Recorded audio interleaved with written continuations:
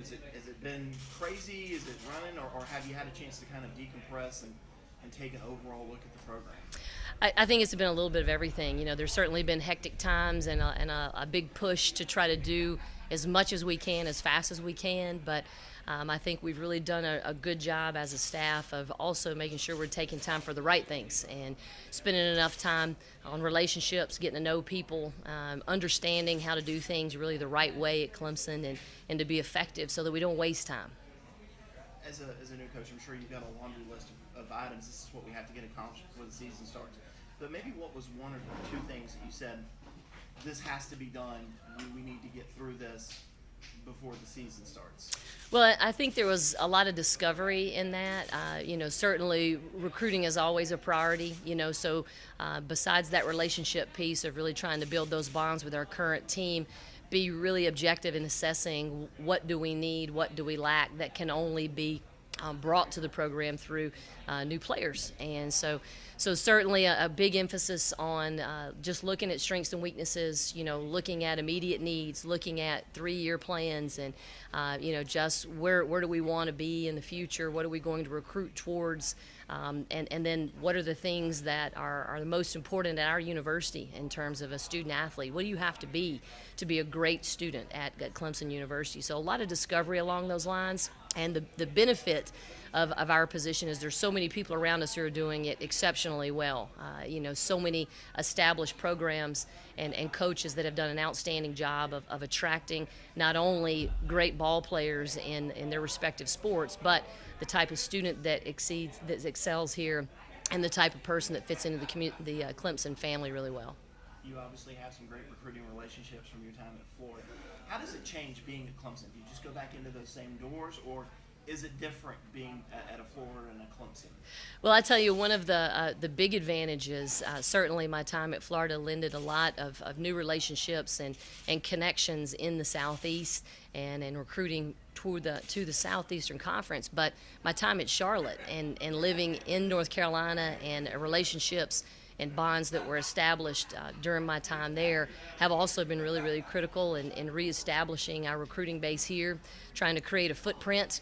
And we've said from the very beginning we wanted to guard our yard. We want local kids to want to come to Clemson. So all of that has, been just really fun. It's been really neat. It's been a warm welcome from all the coaches, the summer coaches, the AAU coaches, the high school coaches in this area, and it's been really enjoyable to reconnect with different colors on.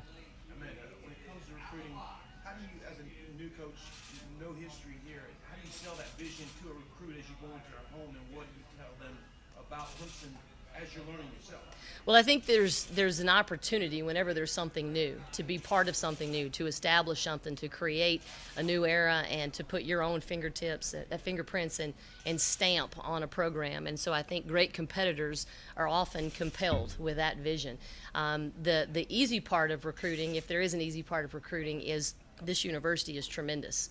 The alumni here, the Clemson family, the vibe on campus when we bring kids to a volleyball game and they go in Jervy and it is just sold out and crazy in there. The vibe on a football weekend of all the folks that are here tailgating, those things really sell themselves. And so I think the vision in terms of our specific program is this is a place we know we can win. It's been done before. It's been proven we can win ACC championships at Clemson University. It's just a matter of the right who's. Who are the people that want to come in and have the confidence and the guts to do something for the reestablishing something that's not already just kind of up and running. And so those are the type of competitors and the type of families that we're looking for. Another question is on your team itself. A lot of coaches like to describe their team as a brand. What would you brand your style of basketball like? My style as a coach, I would say it's just it's aggressive. We want to be really good through our toughness. We want to be really good through our relationships and the way that we're connected as a group of people. And and that's what we're going to make the game about. We're going to try to make our competitions about the things that we think make our group of women special. And so my ideas about basketball are kind of secondary to what are their strengths. And how can we showcase those strengths? How can we set them up for success based on what we know that the competition is going to be like, in particular in our league? How much does the opportunity to play in the ACC help you with recruiting, and how much of a challenge Well, it's a challenge. There's no question about that. But kind of going back to what I said earlier, when you're looking to start something new, when you're embarking on establishing a new era, and you're looking for a certain type of competitor, we want the type of competitor that's really interested in being in the best league, that's really interested in finding out how good am I, excuse me, measured against the best in the country.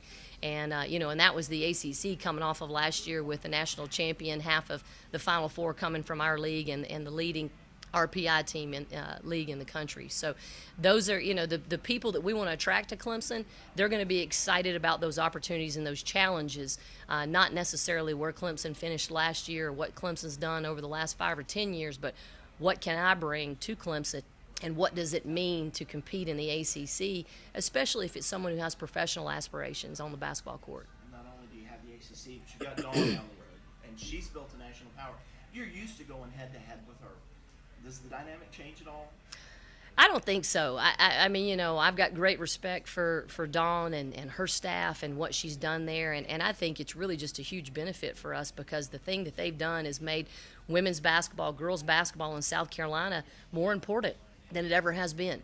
And so I think we're going to be the benefactor of that some. It's just our job now to compete and to try to close the gap between what they've done and where they are and where we are.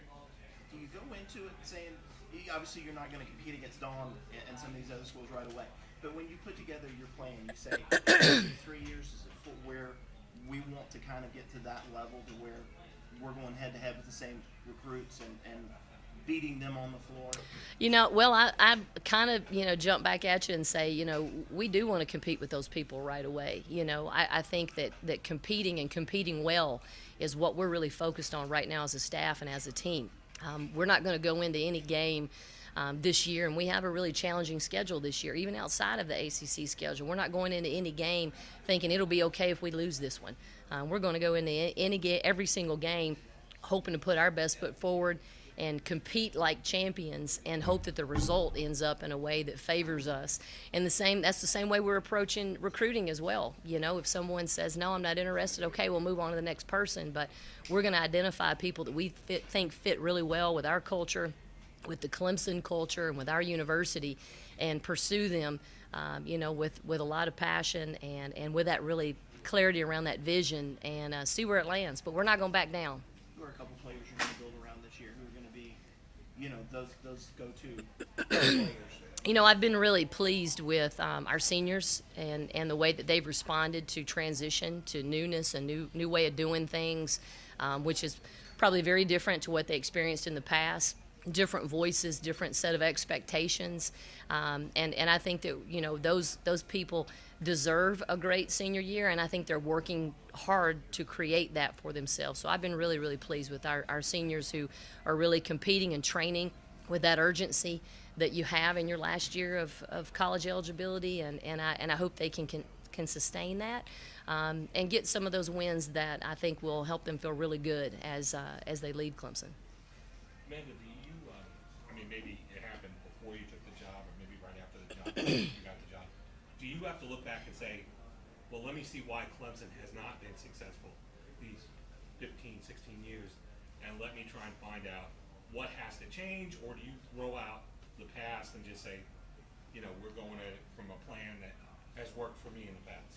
I think there's a little bit of everything, but I think much more of our emphasis is not more of like what mistakes were made in the past, but what do we need to capitalize on? What are the benefits of this program that don't exist in other programs? What are the things that separates Clemson University from other universities?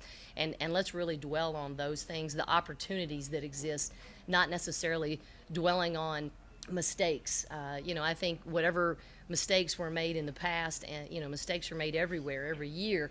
I think you really have to be inside of those programs to know the dynamics that are around them, and so we're a lot more interested in what can we make go right as opposed to what do we need to avoid to fall into some pitfalls. And there's a long list. There's a long list of positive things that we really need to dwell on, that we really need to elevate to another level and make important in the way we're doing things.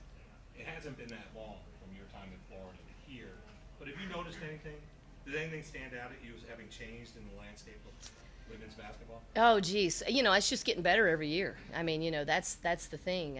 It's just every year the game is just getting a little bit more athletic, a little more fast. The coaching's getting a little bit better, and that's a great trend. And I'm really, really happy to be part of that and be part of women's basketball and trying to not just elevate Clemson and help us compete for championships, but, in a broader sense, make sure that we're still doing what's good for the game as someone who gets a chance to be the person who's sitting in the head coaching seat. I think that's part of all of our responsibilities. How much did spending time with Brad Stevens help you as a coach? And then did you have a moment through there where you went, wow, when Pretty I much get my every next day. job, this is what I'm going to take back. Yeah, that was pretty much every day. I did spend last year of one stop, probably the most amount of time with Brad and his staff and that whole organization, which were tremendous. But there was pretty much every day where I was just like, this is amazing. And everybody who, feels the same way I do about basketball and chooses it as your profession should get a chance to learn like this, because it was a tremendous experience. But that wasn't just limited to Brad. Stan Van Gundy and his staff, and Billy Donovan, Mark Dagnall, all the G League coaches that, I got to have conversations with, and just the different people in the organizations that were willing to spend time with me and answer my endless list of questions that I had about what made them special, what made them great, how they did things, why they did things the way that they did them, from choosing players to prioritizing things on draft day to who they hire in support staff. And it was just a tremendous, overwhelming, at times, learning experience where it did. At the end of every day, I kind of laid my head on the pillow and just counted my blessings, because I knew I'd learned something new every single day. What made you want to go on that tour? What, say again? What made you want to do that? What made you say, hey, I'm going to go